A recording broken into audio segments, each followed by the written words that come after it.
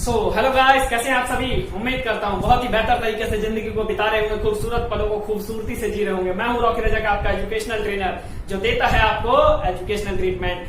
तो आपने ये सबसे कहते हुए जरूर सुना होगा, जब भी कोई बच्चा पैदा होता है घर में खुशियां आती है, लड्डुआं बटने शुरू हो जाते हैं। आप भी जब पैदा हुए होंगे तो आपके माँ बाप ने बड़े अरमान के साथ, बड़े ही मतलब की उम्मीद के साथ पूरे मोहल्ले में लड्डू बंटवाए होंगे, क्योंकि उनको आपसे बहुत एक्सपेक्टेशन है। तो आप अच्छे से पढ़ते रहिएगा ताकि अपने माँ बाप की एक्सपेक्टेशन को पूरा कर सके और साथ में अपनी इच्छा को भी पूरा कर सके। ये भी ध्यान रखना है, माँ बाप की एक्सपेक्टेशन के चक्कर में अपनी अस्तेसी मत करिएगा, दोनों को मिलाकर चलना है। बेसिकली मैं आपको क्यों बता रहा था कि जब भी कोई बच्चा पैदा होता है तो लोगों का कहना होता है कि भाई इसकी आंखें जो है इसके पापा से मिलती है, इसकी हाइट जो है इसकी मम्मी से मिलती है, इसकी स्किन कलर जो है ना इसकी दादी की तरह बिल्कुल ब्राइट है। ये सारी बातें सुना होगा। तो ये सारे के सारे जो कैरेक्टर है ना, कैसे ट्रांसफर होता है एक जनरेशन से दूसरी जनरेशन में, जो ट्रांसफर होता है ना वो डीएनए कॉपिंग की वजह से होता है। किस वजह से होगा? डीएनए कॉपिंग की वजह से होगा। मैं आपको बताने वाला हूँ डीएनए कॉपिंग होता क्या है। तो उससे पहले समझते हैं डीएनए क्या होता है। देखिए डीएनए क्या है। डीएनए एक आपका न्यूक्लिक एसिड है। डीएनए का फुल फॉर्म होता है डीऑक्सीराइबो न्यूक्लिक एसिड। क्या है? Deoxyribo nucleic acid. ये एक टाइप का एसिड है जो कि आपका प्रोटीन से बना होता है। किससे बना होता है? प्रोटीन से बना होता है, जिसको हम शॉर्ट फॉर्म में डीएनए के नाम से जानते हैं। और डीएनए के ना 3 मेन कंपोनेंट्स होते हैं। 3 मेन कंपोनेंट्स होते हैं। कौन कौन से आपके कंपोनेंट्स होते हैं? आपके पास होता है, सबसे पहला होता है डीऑक्सीराइबोस शुगर। एक होता है शुगर का कंपोनेंट होता है डीऑक्सीराइबोस शुगर। इसके अलावा एक होता है फॉस्फेट, और इसके अलावा बाकी सारे के सारे जो होते हैं नाइट्रोजनस बेस होते हैं। ये 3 कंपोनेंट से पूरा का पूरा हमारा डीएनए बना हुआ है। क्या क्या है मेरे साथ रिपीट करिएगा। डीऑक्सीराइबोस शुगर, और इसके अलावा फॉस्फेट, और इसके बाद थर्ड थिंग्स जो है नाइट्रोजनस बेस। इन 3 सब्सटेंस से जो है हमारा पूरा का पूरा डीएनए बना हुआ है। अब जो है डीएनए जो है एक ऐसा सब्सटेंस है, ऐसा इंपॉर्टेंट सब्सटेंस है जो हेरिडिटी को कैरी करता है, क्योंकि इसके अंदर जेनेटिक मटेरियल होता है। इसके अंदर जेनेटिक मटेरियल होता है। जेनेटिक मटेरियल मतलब एक जनरेशन से दूसरी जनरेशन में कैरेक्टर को ट्रांसफर करने वाले को बोलते हैं जेनेटिक मटेरियल। वो जेनेटिक मटेरियल होता है जो कैरेक्टर्स को ट्रांसफर करेगा, मम्मी से लेकर बच्चे में, पापा से लेकर बच्चे, मतलब माँ बाप से बच्चों में ट्रांसफर करने का काम करता है। दैट्स व्हाई ये जो ट्रांसमिशन होता है ना सेल डिवीजन के थ्रू होता है। सेल डिवीजन 2 तरह के पढ़े थे आपने, एक पढ़ा माइटोसिस, एक होता है मियोसिस। माइटोसिस और मियोसिस दोनों सेल डिवीजन से आपका जो है डीएनए रेप्लिकेशन होता है, डीएनए कॉपिंग होता है। मतलब एक डीएनए से 2 डीएनए, 2 डीएनए से 3 डीएनए, ये डीएनए की टुकड़ों में बंटता है। ये क्यों बांटना जरूरी होता है? ताकि पेरेंट्स से बच्चों में कैरेक्टर्स जा सके। अब देखो आप बोलोगे क्या डीएनए कॉपिंग दोनों रिप्रोडक्शन में होगा, सेक्सुअल एसेक्सुअल में? जी हाँ, दोनों रिप्रोडक्शन में होता है, सेक्सुअल में भी एसेक्सुअल में भी। लेकिन फंडा क्या होता है? एसेक्सुअल में जो डीएनए कॉपिंग होती है ना बिल्कुल एग्जैक्ट कॉपी आ जाता है। एसेक्सुअल में बिल्कुल एग्जैक्ट कॉपी माँ बाप की तरह। जैसे देखो इस डायग्राम में, देख रहे हैं आपके पास एसेक्सुअल में पहले क्या था? पेरेंट्स के पास सिंगल डीएनए है। अब ये पेरेंट्स का सिंगल डीएनए जो है 2 में स्प्लिट हो गया। डीएनए पहले सबसे देख रहे हैं डीएनए स्प्लिट हुआ है, न्यूक्लियस एक ही है और सेल भी एक ही है। उससे अगले स्टेप में जो है मेरा न्यूक्लियस डिवाइड हो गया, 2 डीएनए के साथ न्यूक्लियस डिवाइड हो गया, अलग अलग न्यूक्लियस में अलग अलग डीएनए आ गया। उससे थर्ड स्टेप में क्या हुआ है मेरा? उससे थर्ड स्टेप में मेरे पास दोनों के दोनों सेल ही डिवाइड हो गए। तो यहाँ क्या हुआ कि पेरेंट्स डीएनए का, पेरेंट सेल का 2 डॉटर सेल में बिल्कुल एग्जैक्ट कॉपी आ गया। दैट्स व्हाई हम बोलते हैं यहाँ वेरिएशन नहीं आता है। यहाँ वेरिएशन नहीं आता है। यहाँ जो ऑफस्प्रिंग है ना वो क्लोन है अपने पेरेंट्स का। ऑफस्प्रिंग जो है वो अपने पेरेंट्स का क्लोन है। क्लोन मतलब बिल्कुल आइडेंटिकल कॉपी है। लेकिन सेक्सुअल रिप्रोडक्शन में ना वेरिएशन आ जाता है, डीएनए कॉपिंग में वेरिएशन आ जाता है। तो सेक्सुअल रिप्रोडक्शन में डीएनए कॉपिंग की वजह से ही वेरिएशन आता है। मुद्दा यह है डीएनए कॉपिंग होता क्या है। जैसे कि आपको बताया, it is an important substance, it is an important genetic material which carry the characters from one generation to other generation. That's why during the reproduction division of DNA cell is necessary. Division of DNA cell is necessary and this division process of DNA cell is known as DNA replication. कि मतलब reproduction के दौरान जो DNA cell का जो इसमें division कर रहे हैं ना उसी को बोलते हैं हम क्या?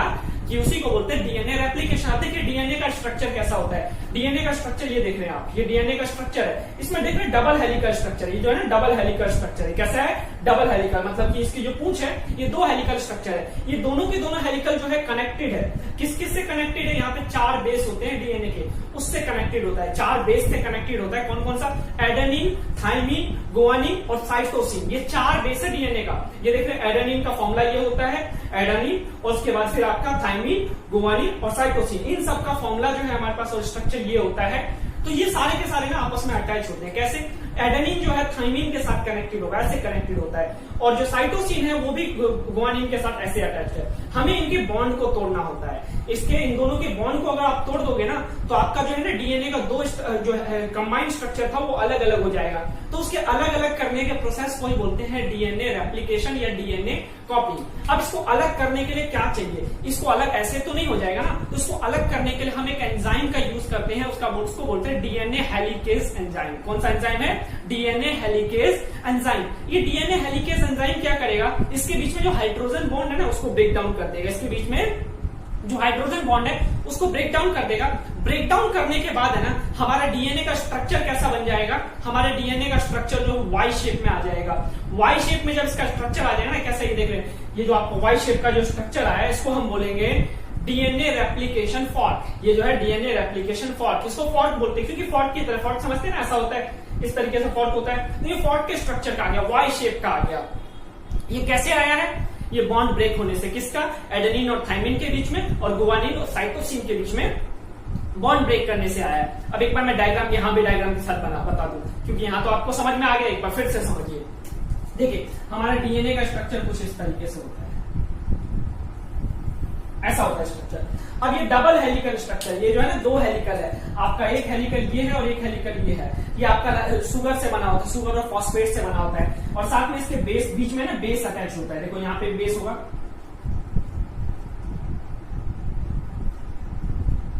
अलग अलग कलर से मुझे बनाना पड़ेगा, मैं यही बनाऊंगा, यहां नहीं बनाऊंगा, 2-3 बना देता हूं बस ताकि आप समझ पाए बस।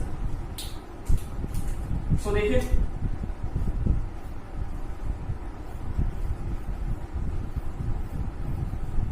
अब ये बीच में जो ये जो मेरा है ना, इसको मान लीजिए एडेनिन है और ये मेरा थाइमिन है, एडेनिन और थाइमिन है। उसके बाद मैं गुआनिन और साइटोसिन बना रहा हूँ। गुआनिन और साइटोसिन जो है ना मैं बीच में बना रहा हूँ। ये मैंने गुआनिन और इधर बनाया मैंने, ये साइटोसिन है और इधर मैं गुआनिन बना दे रहा हूँ। देखो आपको समझ जाना, इसको मैं कर्व लाइन कर देता हूँ ताकि आपको समझने में आसानी हो। ऐसे यहां भी होगा साइटोसिन और गुआनिन। सो ये गुआनिन और साइटोसिन, तो ये आपका इस तरीके से पेयर होता है। ये आपका एडेनिन और थाइमिन, एडेनिन और थाइमिन, इस तरीके से पूरे उसमें होगा, पूरे डीएनए में होता है। तो हमें क्या करना होता है? इसके बॉन्ड को ब्रेक करना होता है, बीच में से बॉन्ड को ब्रेक करना होता है। अगर इस बॉन्ड को हम ब्रेक कर देना तो आपका समझ लो डीएनए रेप्लिकेशन हो गया। और ये ब्रेक होने के बाद है ना, आफ्टर सम टाइम, जैसे मतलब बीच बीच में ब्रेक करते जाओगे तो आपके है ना एक टाइम के बाद है ना ऐसा स्ट्रक्चर बन जाएगा। देखिएगा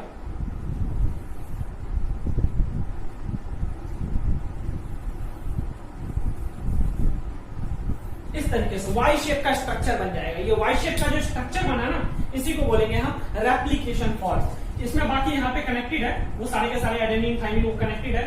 अब यहाँ पे ना बॉन्ड ब्रेक हो गया हमारा, जो है ना एडेनिन थाइमिन गुआनिन साइटोसिन का बॉन्ड ब्रेक हो गया। बॉन्ड ब्रेक होने के बाद ये वाई शेप का बन गया, इसी को बोलते हैं डीएनए रेप्लिकेशन। अब डीएनए रेप्लिकेशन जरूरी क्यों है, क्यों नेसेसरी है? तो देखो डीएनए रेप्लिकेशन ना 3 पर्पज से बहुत जरूरी है। सबसे पहला पर्पज रिप्रोडक्शन करवाने के लिए, क्योंकि कैरेक्टर्स का ट्रांसमिशन होगा और वेरिएशन लाएगा। देन सेकंड जो है ना सेल की ग्रोथ के लिए जरूरी है, बॉडी की ग्रोथ के लिए जरूरी है। और थर्ड थिंग जो है सेल में अगर कहीं रिपेयरिंग करनी है ना तो उसके लिए भी डीएनए रेप्लिकेशन जरूरी है। डीएनए कॉपिंग सेल की रिपेयरिंग करते टाइम भी नेसेसरी है। सो दैट्स व्हाई इस पर्पज के लिए नेसेसरी है। सो उम्मीद करता हूं डीएनए रेप्लिकेशन आपको समझ में आया होगा। और ये सेक्सुअल रिप्रोडक्शन में बहुत जरूरी है, वेरिएशन कॉज करता है, हर एक ऑर्गेनिजम्स के अंदर होता है, इवन हमारे अंदर भी होता है। डीएनए कॉपिंग की वजह से ही मम्मी पापा के कैरेक्टर्स हमारे अंदर आते हैं और हमें आइडेंटिफाई करने के लिए डीएनए ही हेल्पफुल होता है। आप बोलोगे डीएनए होता कहां है सेल के अंदर? तो डीएनए जो है ना सेल के अंदर न्यूक्लियस के अंदर मिलेगा। देखो ये हमारा सेल है, ये क्या है? सेल है। सेल के अंदर क्या होता है? न्यूक्लियस होता है। सेल के अंदर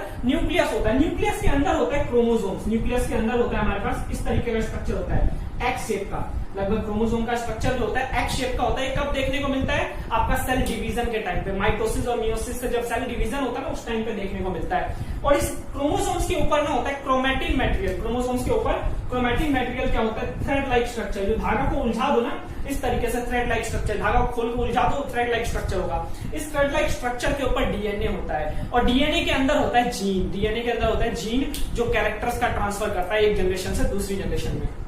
सो डीएनए का लोकेशन भी बताया और ये कैसे किस तरीके से वर्क करता है ये भी बताने की कोशिश किया। तो आज के लिए इतना ही रखते हैं, फिर मिलते हैं अगली सभा में। तब तक के लिए दुआओं में याद रखिएगा। Good bye, take care.